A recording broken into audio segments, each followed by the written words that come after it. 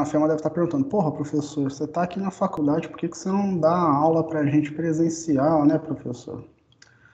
Eu não dou aula presencial porque só podem ser dadas no momento as aulas práticas, tá? Tem tantos professores dando aula presencial, tudo, mas foi essa informação que foi dada.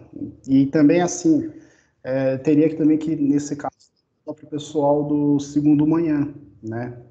Por uma questão de equidade e tudo. E aí não rola, porque eu vou embora na quinta noite, né? Então, como não tem nenhuma atividade prática da disciplina, a gente até dá aula à distância. Mas foi um prazer imenso vê-los semana passada, muito da hora, muito legal os quatro que estavam presentes.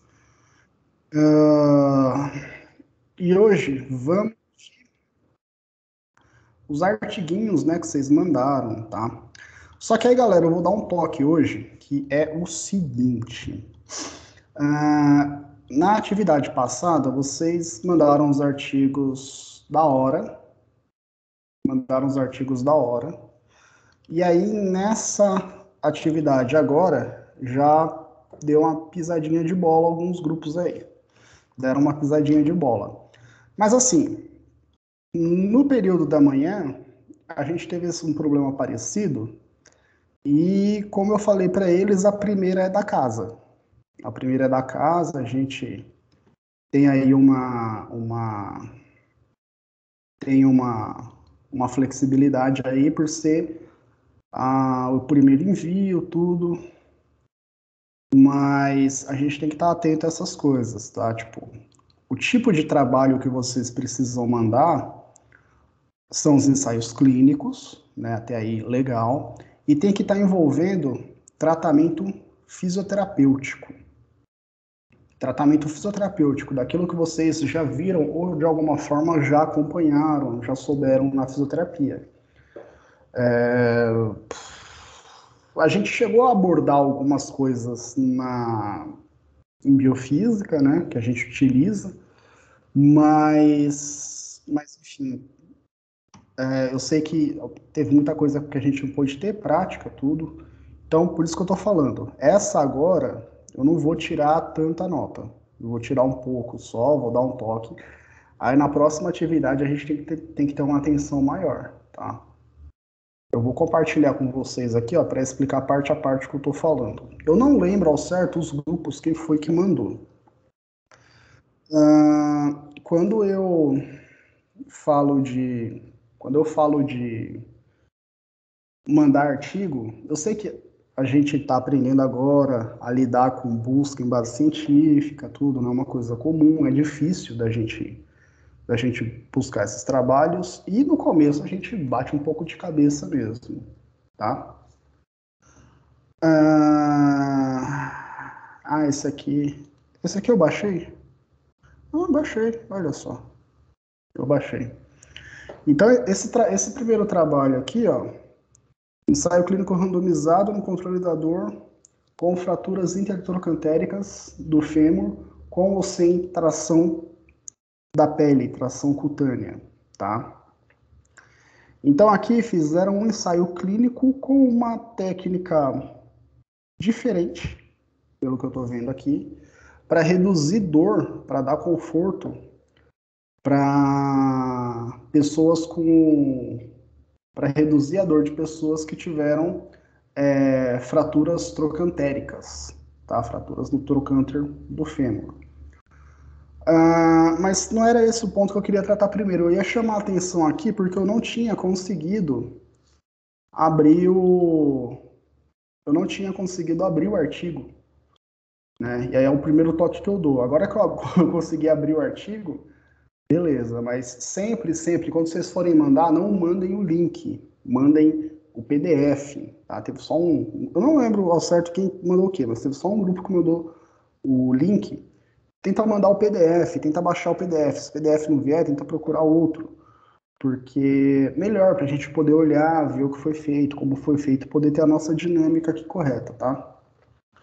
Dos trabalhos que vieram para mim, teve um trabalho aqui, ó, ensaio clínico de osteossíntese percutânea minimamente invasiva das fraturas da extremidade distal do rádio. Aqui, gente, envolve um processo cirúrgico. Nesse tratamento aqui, ó. O trabalho é interessante, mas envolve um processo cirúrgico como tratamento e a gente, enquanto fisioterapeuta, não trabalha com cirurgia. Cirurgia é privativo do médico, está realizando. Então, aqui eu vou ter que tirar um pouco dos pontos, porque não está dentro do tema estudado, tá? Se for se vocês tiverem dúvida quanto a... Deixa eu só conferir, gente. Deixa eu só conferir rapidão se eu dei feedback desse... Se eu dei feedback desse paper, eu posso ter dado errado. E aí, beleza, aí eu assumo que o erro foi meu, a culpa foi minha. Deixa eu só ver se dos que eu dei feedback ontem, se esse estava no meio. Se estiver no meio, eu posso ter olhado de relance.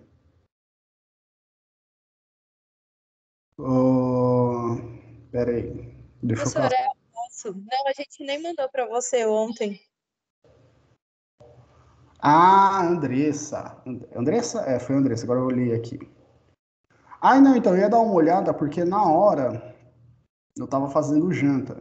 Então, tipo, eu tava com uma mão na colher mexendo na panela e a outra dando uma olhada aqui no PDF que chegava. Não, então beleza, então não vou nem olhar. Mas nesse caso, dá um toque, tenta dar um toque com antecedência, tipo, professor, esse paper aqui, tudo, pá, porque o tema, o trabalho, mais uma vez, ele é até interessante, eu dei uma lida nele, é até interessante, mas envolve tratamento médico, então vou ter que tirar alguns pontos daqui, porque está fora do... O arquivo, tipo de estudo tá dentro, mas o tema tá completamente fora, tá? Esse foi o único trabalho. Os outros trabalhos, teve esse aqui, ó, que me mandaram um link, por gentileza. Eu não tinha conseguido abrir anteriormente esse artigo, agora deu certo de abrir pelo Sci-Hub. O trabalho do CGE costuma dar um certo problema, mas eu consegui abrir. Então eu não vou tirar ponto, mas fica o aviso. Se mandar o link na próxima vez, eu vou ter que tirar ponto. Tá? Manda o PDF para mim. Bom, tudo envolve fratura. Tá? Fratura no trocânter, no fêmur. Essa fratura no quadril, ela costuma acontecer. Tá por aqui. Tá aparecendo na câmera? Tá. Gente, se começar a travar, dá problema, me dá um toque, tá? Me dá um toque. Fratura no trocânter costuma acontecer ou por aplicação de força direta, gerando o arqueamento do osso e, consequentemente, fratura, ou acontece por torção, tá? Determinados movimentos que eu faço com o meu membro inferior, principalmente se eu tiver com a perna apoiada no chão, eu estou mais arriscado a lesionar ligamento, principalmente ligamento no joelho. Mas dependendo de como acontece a, a torção, eu posso ter uma fratura no trocânter, no meu fêmur, bem próximo do colo e da cabeça, tá? Então, como que acontecem essas fraturas? Primeiramente, eu posso ter a aplicação de uma força direta na região trocantérica, e é a região fratura. Se eu fizer torção do membro inferior, principalmente com o membro inferior apoiado, eu inicialmente exponho o joelho, mas eu posso expor o meu trocânter a uma fratura. Ou então, se eu cair de uma altura de uma grande altura, né, uma altura maior, 2, 3 vezes maior que a minha altura corporal, eu, com o impacto dessa queda, eu posso também gerar uma compressão excessiva na região trocantérica e a região trocantérica fraturar, tá? Isso acontece muito com quedas em grandes alturas, acontece muito em acidente de moto, né? Dependendo do impacto, eu tenho a aplicação de uma força direta. Se eu prendo a minha perna, eu tenho rotação e eu acabo gerando torção sobre o osso, ou quando eu tenho a aplicação de uma força direta na região trocantérica, tá? Então, esses são os principais mecanismos desse tipo de fratura na região trocantérica no nosso fêmur. Vamos olhar aqui outras fraturas. Fratura no quadril. Tá? Fratura no quadril pode ser tanto fratura no colo do fêmur, na região trocantérica do fêmur, na região diafisária proximal, ou pode ser uma fratura também na região do acetábulo, na crista ilíaca, no osso que compõe o nosso isquio, o nosso ilho, que compõe o nosso quadril, tá? Conjunto ósseo que compõe o nosso quadril. E esse mecanismo de fratura no quadril acontece pelos mesmos motivos da fratura trocantérica. Eu posso ter uma aplicação de força direta, eu posso ter um impacto, levar uma pancada diretamente no quadril, eu posso ter uma rotação do meu quadril com o membro inferior fixo, e aí eu exponho meus ossos à fratura, ou eu posso cair de uma queda muito grande, muito alta, e a compressão excessiva nessa região gerar também fratura. Beleza? A fratura que eu enxerguei aqui, que é um pouco diferente, que é desse próximo artigo aqui, ó. Fratura da cabeça do rádio, tá? Fratura na cabeça do rádio, inclusive, há uns anos atrás, coincidentemente no segundo ano também em cinesiologia, eu fiz um seminário envolvendo esse tema. A fratura na cabeça do rádio, ela pode acontecer por impacto direto, né, quando eu tenho a aplicação de uma força direta, quando eu levo uma pancada ou quando eu caio sobre a minha mão, principalmente quando eu caio com a mão espalmada. Quando eu caio com a mão espalmada, eu tenho uma séria chance de ter fratura na minha cabeça do rádio. Porque na hora que eu caio com a mão espalmada, eu distribuo pelo corpo do rádio o impacto da minha queda, tá? E aí eu tenho chance de desenvolver fratura na cabeça do rádio. Ou então, deixa eu ver, quando eu caio com a mão espalmada, quando eu recebo uma força direta, ou então em movimentos rotacionais, dependendo do movimento rotacional, o movimento excessivo de rotação que eu faço, de uma determinada circunstância, mais uma vez, o meu corpo gira para um lado e o meu braço está preso, está apoiado em flexão, aí, como nós bem sabemos, o rádio e a una vão trabalhar, além da una na flexão do cotovelo, vão trabalhar no prono e no supino dos nossos antebraços. Dependendo do tipo de rotação que eu faço, principalmente quando eu estou com o braço fixo e o meu corpo gira do lado contrário, eu exponho o meu rádio também, a cabeça do meu rádio, a uma fratura. Tá? Então, aplicação de força diretamente, quando eu levo uma pancada sobre a cabeça do rádio, quando eu caio principalmente com a mão espalmada para sustentar o peso do meu corpo, eu exponho o meu rádio, a cabeça do meu rádio a uma fratura, ou quando eu aplico uma força rotacional excessiva sobre o meu antebraço, com o meu antebraço fixo e o meu corpo girando em alguma direção, eu exponho também o meu rádio à fratura. E aí, com relação aos tratamentos, né, mais uma vez, não é o nosso objetivo aqui discutir o que funciona ou não, isso a gente vai discutir mais para frente no curso. Aqui, eu tenho um experimento tentando fazer tração cutânea. Então, determinadas trações que eu faço no tecido da pele seriam responsáveis por reduzir a sensação de dor quando eu tenho fratura trocantérica, tá? E aí aqui eles observaram que fazer tração na pele, na região do trocânter, quando eu tenho uma fratura para tentar reduzir dor, não diminui a minha sensibilidade dolorosa, ou seja, não diminui a quantidade de dor que eu estou sentindo, tá? Particularmente, eu nunca tinha visto essa técnica, mas uma técnica curiosa, legal aparecer coisas diferentes assim, para a gente poder também aprender coisas novas, tá? Mas temos uma técnica em alguns segmentos filosóficos da fisioterapia, que se eu fizer tração na região dolorosa, eu posso diminuir ou cessar aquela dor. Nesse caso, para a fratura do trocânter, essa tração ela não é efetiva. Depois teremos fisioterapia clássica, né? Atividade de exercício em casa para tratamento de recuperação de fratura de quadril, tá?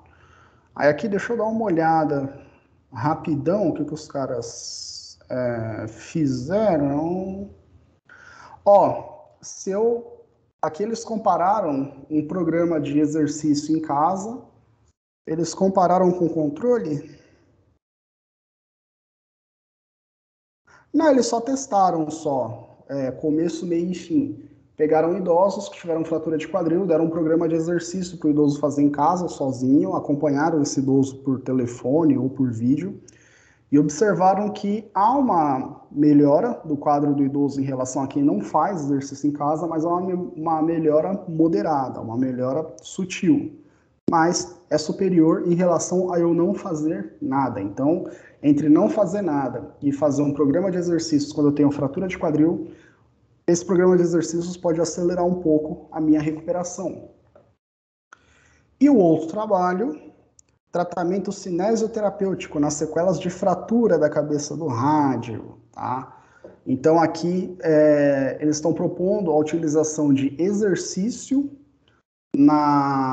para tratamento de sequelas da fratura da cabeça do rádio. Então eu tenho dor, tenho principalmente redução da amplitude de movimento, principalmente em prono e supino, e aqui eles testaram um programa de exercício voltado para restabelecimento da função do membro acometido, do braço acometido, que teve fratura na cabeça do rádio. E aqui eles observaram que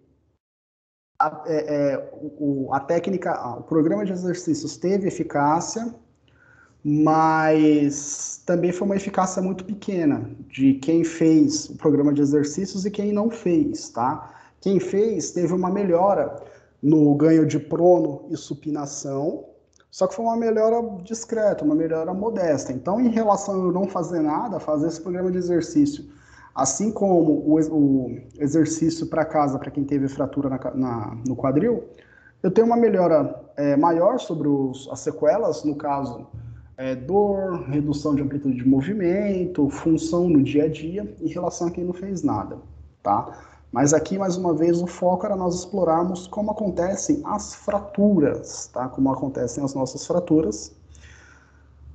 Alguém quer fazer alguma pergunta? Alguém tem alguma dúvida?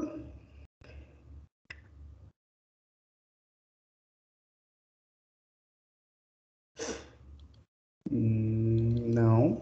Pelo silêncio, o pessoal está bem de boa, está bem tranquilo.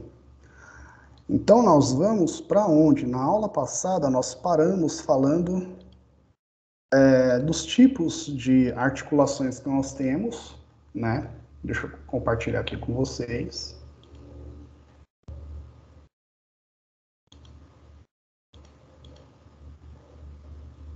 Não está indo o compartilhamento. Não sei o que está acontecendo. Vamos tentar de novo. Aí, agora foi. Isso. Agora foi o compartilhamento. Grande galera. Paramos aqui, né? Falando de arquitetura articular condiloide, selar e globoide, que no caso é a globosa, perdão, que é a esferoide. Deixa eu já meter aqui, ó. Aí nós íamos falar a gente chegou a comentar da articulação do joelho, entre os exemplos, né, na aula passada.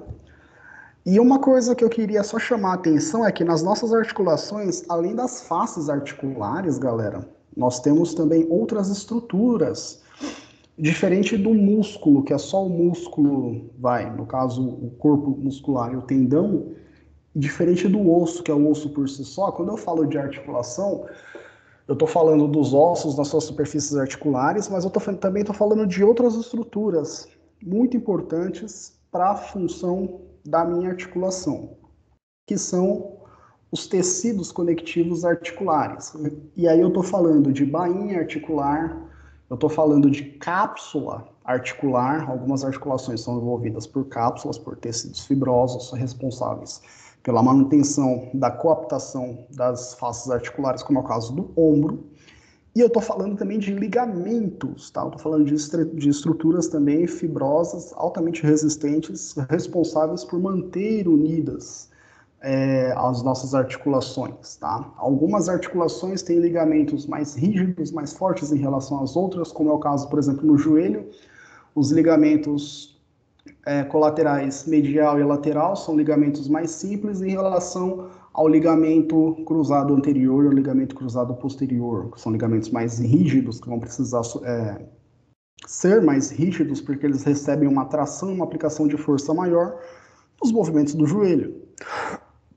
Além disso, algumas estruturas também desses tecidos conectivos articulares são importantes para manter a coaptação e também para manter a função articular acontecendo de maneira mais segura, com maior estabilidade. Como é o caso dos meniscos nos joelhos, tá? Eu tenho estruturas articulares do joelho que mantêm a estabilidade dos côndilos femorais se movimentando sobre os côndilos tibiais, de modo que o meu joelho ganhe mais estabilidade e durante o movimento não sofra tanto risco, por exemplo, de sofrer uma luxação, de sofrer uma subluxação. Beleza? E aí eu estou falando no movimento como um todo, no dia a dia, durante o exercício, durante a atividade física. E estabilidade articular é o gancho que nós fazemos para um novo conceito, um novo conhecimento que nós ganhamos aqui no nosso tema, na nossa aula. Por definição, o que é... eu vou desligar a câmera, pessoal, só para a conexão continuar legal. Daqui a pouco eu ligo de novo. O que é a estabilidade articular?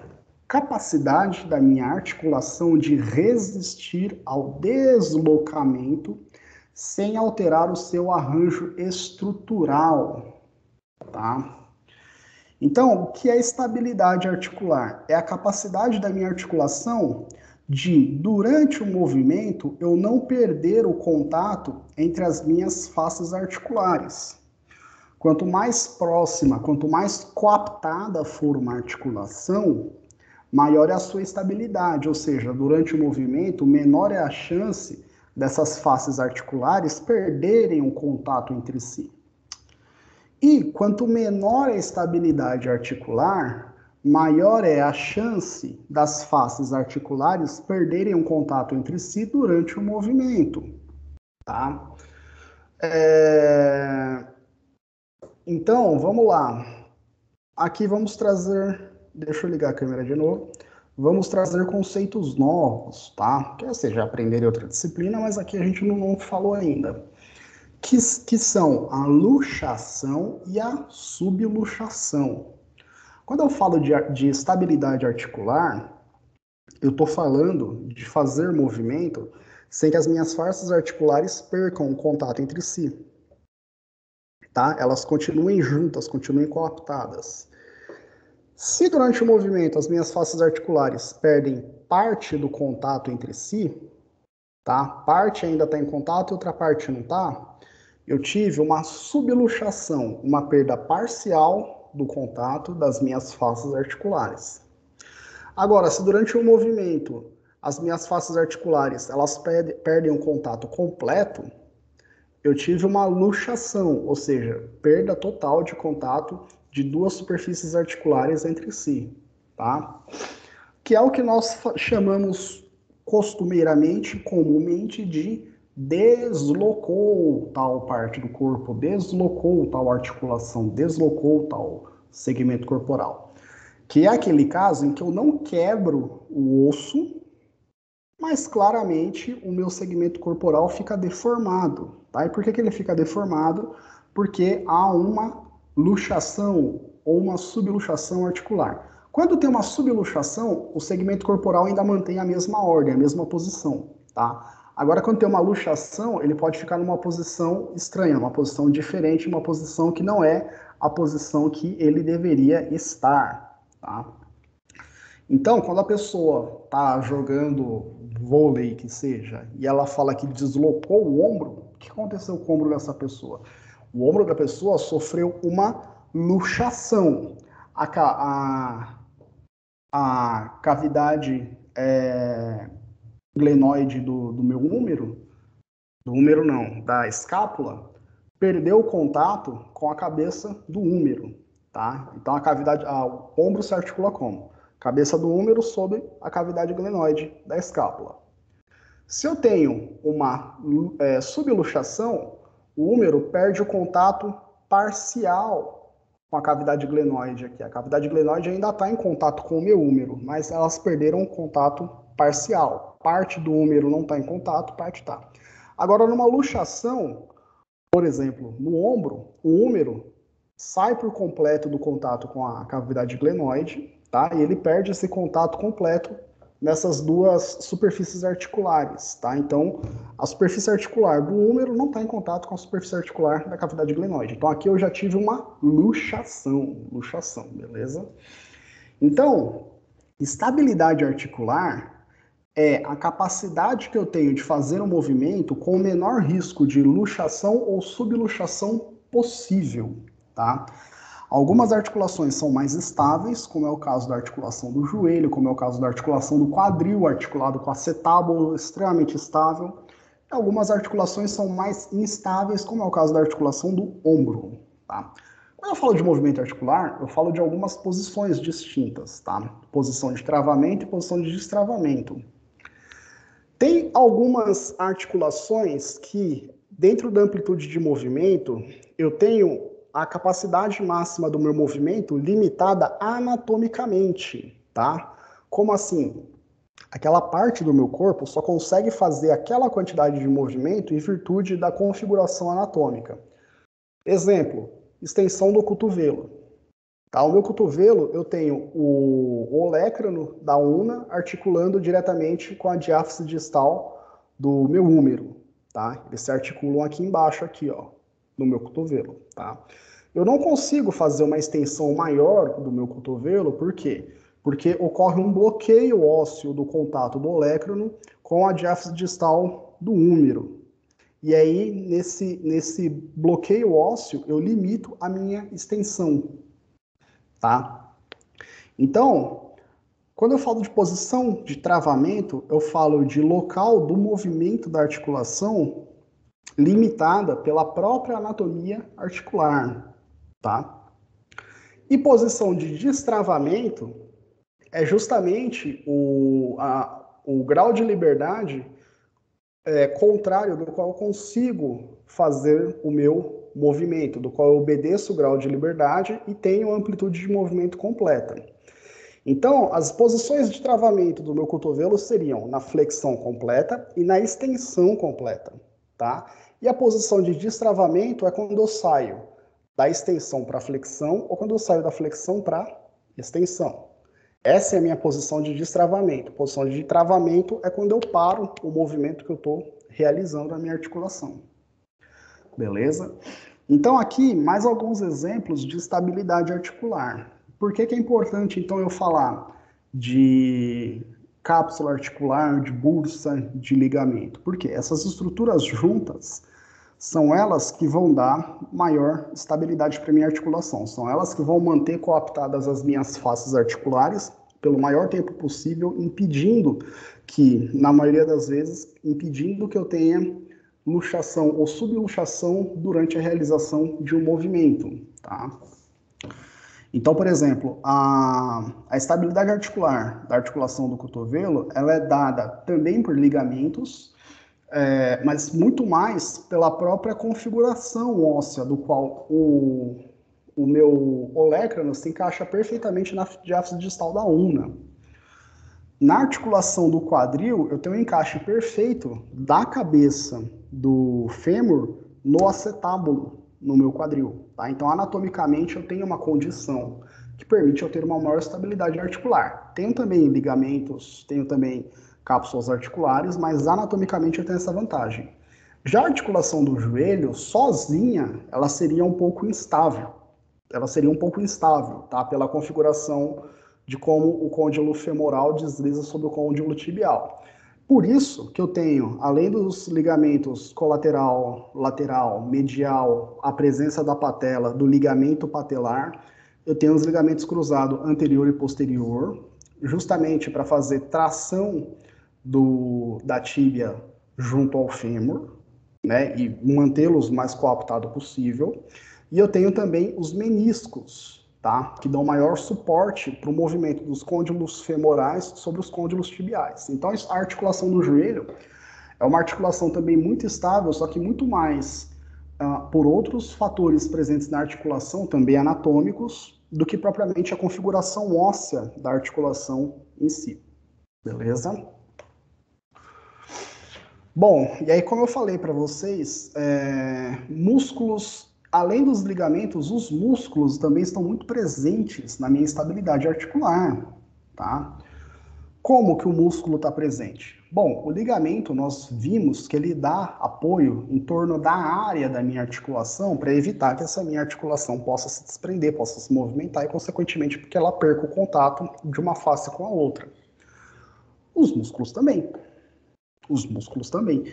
No caso dos músculos, pela proximidade junto às articulações, quanto maior for a quantidade de massa muscular, maior é a minha estabilidade articular, ou seja, eu também exerço o papel de manter as minhas faces articulares próximas e coaptadas o máximo possível, tá? Então,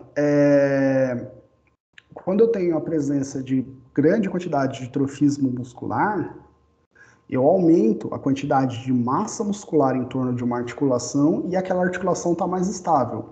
Quando eu tenho menor quantidade de massa muscular, a estabilidade da minha articulação vai depender diretamente do desenho anatômico dos ossos, se eles são naturalmente mais ou menos estáveis, e também da quantidade de ligamentos e da quantidade de ligamentos e outras estruturas capsulares presentes, tá? Então, uma articulação com baixo trofismo muscular tem menos estabilidade do que uma articulação próxima de um músculo com grande trofismo muscular. Quando eu proponho o ganho de massa muscular, na região onde eu tenho ganho de massa muscular, eu consequentemente também acabo tendo maior quantidade de músculos em torno da articulação e a minha articulação acaba estando mais estável, tá? Então, além dos benefícios para o movimento e para os benefícios que a gente já citou anteriormente, do aumento de trofismo muscular, quando eu tenho ganho de trofismo no meu corpo, eu também aumento a quantidade de massa muscular em torno da minha articulação e a minha articulação fica mais estável. Tem mais um fator protegendo-a de luxação ou de subluxação durante a realização de um movimento. Dúvidas?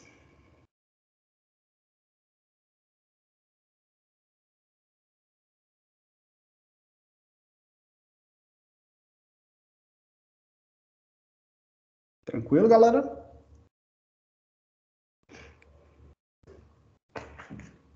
Cheio de bichinho aqui, meu Deus. Bom, vamos falar. Se a gente falou de estabilidade articular, vamos falar então de flexibilidade articular, tá? Como eu já apresentei para vocês anteriormente, a amplitude de movimento é o ângulo do qual eu consigo fazer um determinado movimento na minha articulação, ou seja, é a quantidade de um determinado movimento que eu consigo fazer na minha articulação.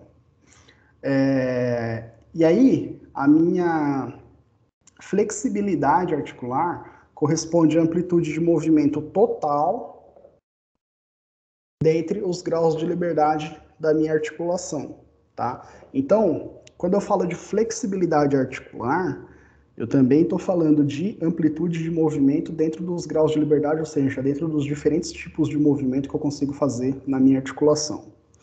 E aí eu tenho dois tipos principais de flexibilidade, tá? Flexibilidade estática e flexibilidade dinâmica. A flexibilidade estática é a flexibilidade da minha articulação em um movimento realizado de maneira passiva, ou seja, quando alguém está fazendo o movimento por mim, quando eu não sou o agente realizador do movimento. Enquanto que a flexibilidade dinâmica é a flexibilidade da minha articulação durante um movimento ativo, ou seja, é a flexibilidade da minha articulação quando eu sou o agente causador do meu movimento, beleza?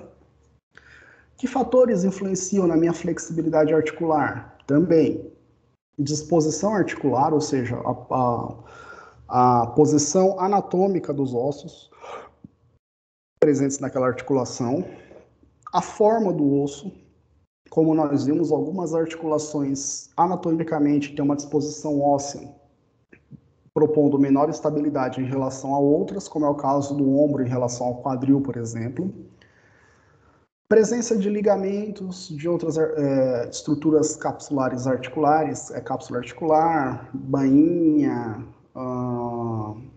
lubrificação articular, nesse caso, conta bastante também. Em algumas patologias, como é o caso da osteoartrose, por exemplo, a amplitude de movimento é muito limitada porque há uma baixa lubrificação nas articulações das pessoas que têm osteoartrose, por limitação da própria patologia. Você tem uma lesão tecidual e, em virtude disso, você não consegue fazer um movimento tão lisinho, tão perfeito quanto você faria se você não tivesse essa lesão tecidual. Então, todas as estruturas presentes na minha articulação são responsáveis e contribuem fortemente para que eu tenha uma boa ou uma má flexibilidade articular. Músculos são importantes também, tá? Por quê? Se eu tenho um músculo encurtado, eu limito a minha amplitude de movimento articular em relação ao músculo com a flexibilidade correta, tá? Então, a flexibilidade articular também depende da flexibilidade muscular. As duas coisas são distintas. Mas quanto mais flexibilidade muscular eu tiver, maior a amplitude de movimento que eu consigo ter na minha articulação, mais flexível é a minha articulação, tanto na flexibilidade estática, quanto na flexibilidade dinâmica. Tá?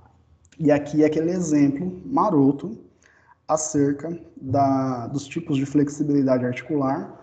Quando eu tenho encurtamento muscular, claramente eu vou ter mais dificuldade para fazer a amplitude total de um determinado movimento em relação a quando eu tenho a flexibilidade muscular completa, em dia, em ordem. Tá? Então, por isso, determinados músculos, principalmente isquiotibiais, é muito importante eu verificar a flexibilidade desse músculo, estudar, ver a incidência e tratar, porque o encurtamento muscular, ele limita o movimento por si só. Primeiro que o músculo não vai ter a mesma resposta de contração e relaxamento, e porque também, pela própria disposição muscular de origem e inserção, eu consigo ter uma limitação do movimento daquela minha determinada articulação. Tá? Então, aqui eu dou a questão muscular como uma das questões chaves, fundamentais.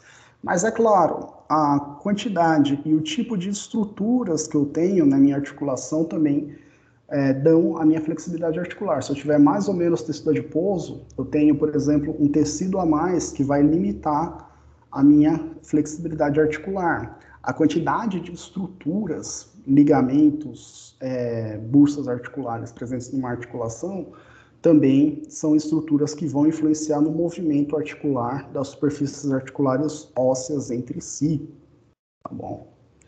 Então, flexibilidade articular é a quantidade de amplitude de movimento que eu posso ter numa articulação em virtude da presença não só da disposição óssea, mas também da presença de outros elementos como músculos, ligamentos, tecido adiposo e outras estruturas articulares.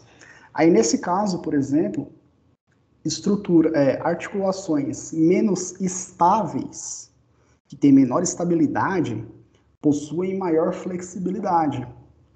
E articulações com maior estabilidade possuem também, por sua vez, menor flexibilidade. Eu consigo fazer uma quantidade menor de movimentos em articulações mais estáveis. E eu consigo fazer uma quantidade maior de movimento em articulações menos estáveis. Tá? Então, por um lado, eu faço mais movimento, mas tenho um risco de ter alguma lesão ou algum acometimento articular. Por outro, a minha articulação está segura, mas a quantidade de movimento que eu faço é baixa, pequena. E aí vocês me perguntam, tá, mas como que eu posso fazer o aumento da flexibilidade articular? Tá? Vamos puxar de novo na nossa memória. Eu tenho estruturas musculares chamados proprioceptores, que são receptores da nossa propriocepção, né? O que é a propriocepção? É a sensibilidade que informa a posição e o estado atual de ossos, músculos e ligamentos. Informa para o nosso cerebelo, informa para o nosso córtex cerebral antes de eu realizar um movimento, para eu saber onde está cada coisa e como está. Pois bem, eu tenho Isso a gente comentou no primeiro semestre, só dando mais uma passada. Eu tenho proprioceptores nos músculos, no caso, os fusos musculares, que são estruturas que evitam o estiramento excessivo da fibra muscular, consequentemente evitando o seu rompimento. E eu tenho o órgão tendinoso de Golgi, que também evita o estiramento excessivo do tendão muscular, também evitando a sua lesão tecidual e evitando o seu rompimento. Pois bem, os fusos musculares são muito estimulados durante o alongamento muscular, durante o estiramento, a tensão muscular. E o órgão tendinoso de Golgi, ele é muito estimulado durante a contração muscular. Quando as fibras musculares contraem, elas tracionam o tendão para próximo de si e, consequentemente, estimulam o órgão tendinoso de Golgi. Como que eu ganho flexibilidade articular? Alongamento. Alongamento muscular. Alongamento ativo, ativo assistido e passivo. Por quê?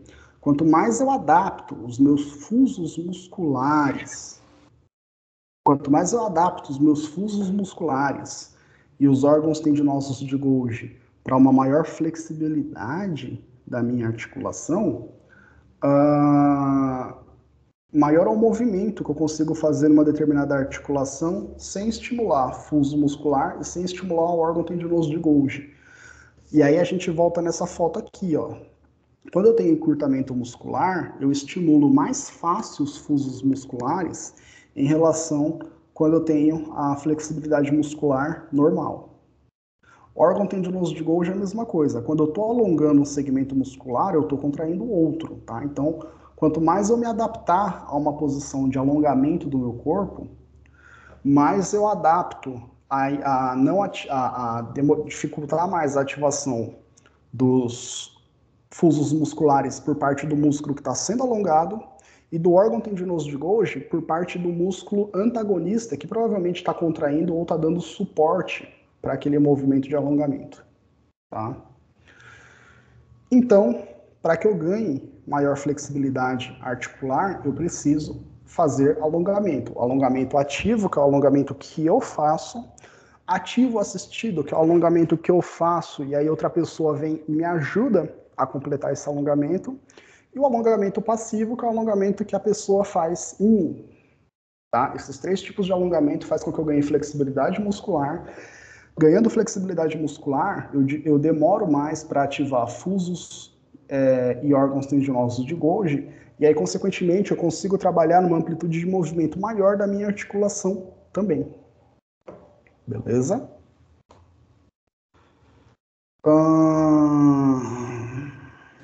Ô, professor, Vai começar a falar de lesão. Opa, vai começar a falar de lesão depois. Oi!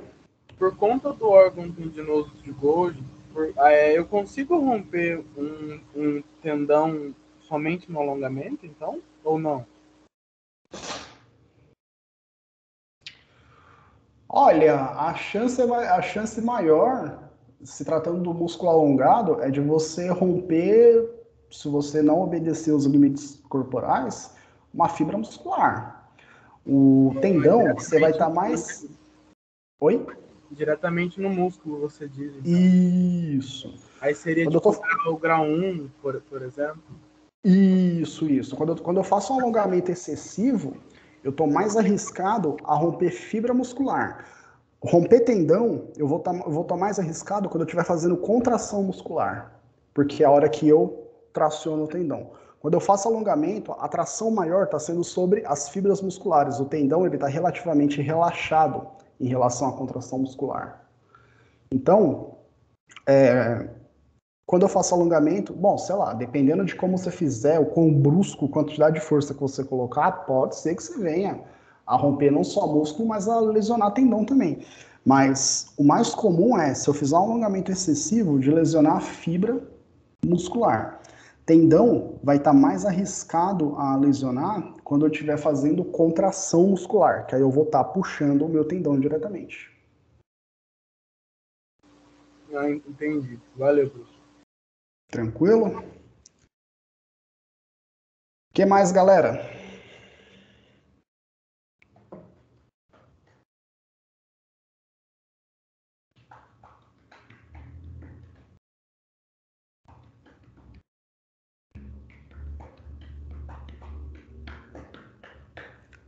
Sem problema. Todo mundo entendeu tudo? Então, pessoal, vamos para nossa saideira semana que vem, tá? Saideira do ano. E aí, semana que vem, quem quiser ir adiantando, para não ficar muito em cima da hora também, mas semana que vem vamos ter a mesma atividade dos artigos, só que para tratamento de lesão ou outro acometimento articular, tá? Então, semana que vem, na próxima quarta, saideira de biomecânica. E aí eu peço para vocês pesquisarem os artigos. Se quiser pesquisar agora, pode pesquisar. E no dia, deixa eu só confirmar aqui com vocês, no dia 17 de novembro, semana que vem é dia 10, no dia 17 de novembro, nossa avaliação, nossa provinha marota, beleza, galera? E aí eu vou tentar corrigir as provas até o dia 17, mas provavelmente vai dar, eu já estou finalizando o que eu tinha para fazer. Mas dia 17 a gente faz prova, semana que vem, última aula do ano de biomecânica. Tamo junto? Galera, mais uma vez, prazer estar com vocês.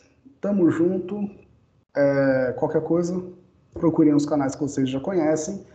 Até quarta que vem, é nóis e falou. Boa noite, professor. Valeu, boa noite. Boa noite, professor. Valeu, galera. Abraço. Boa noite, Abraço. professor. Valeu. Tamo junto. Professor, precisa de colocar presente? Mano, por gentileza, coloca aí